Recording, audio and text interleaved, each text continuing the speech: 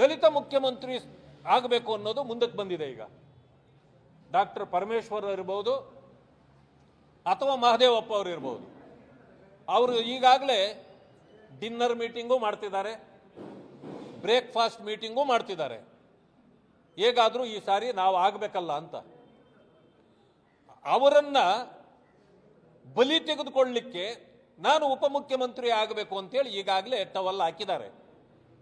ಇವರು ಟವಲ್ ಹಾಕಿದ ತಕ್ಷಣ ಇವರೇನಾದರೂ ಆದರೆ ಅಲ್ಲಿಗೆ ಪರಮೇಶ್ವರ್ಗೂ ಎಚ್ ಸಿ ಮಹದೇವಪ್ಪರಿಗೂ ಅವ್ರಿಗೂ ಕೂಡ ಒಂದು ಕೊನೆ ಮಳೆ ಹೊಡೆದಂಗೆ. ಇವರು ಈ ರೀತಿ ಇವರು ದಲಿತೋದ್ಧಾರಕ್ಕೆ ಬಂದಿಲ್ಲ, ದಲಿತ ಸಂಹಾರಕ್ಕೆ ಬಂದಿದ್ದಾರೆ ಅಂತ ನಾವು ಇವತ್ತು ತಿಳ್ಕೊಳ್ಬೇಕಾಗ್ತದೆ. ಕಾಂಗ್ರೆಸ್ಸು ದಲಿತ ವಿರೋಧಿ ಇದೆ. ಕಾಂಗ್ರೆಸ್ನಲ್ಲಿ ಇರತಕ್ಕಂಥ ಕೆಲವು ಮುಖಂಡರುಗಳು ಕೂಡ ದಲಿತ ಮುಖಂಡರುಗಳು ಕೂಡ ದಲಿತರ ವಿರೋಧಿಗಳೇ ಇದ್ದಾರೆ ಅನ್ನೋದು ಇದರಿಂದ ಎದ್ದು ಕಾಣ್ತಾ ಇದೆ.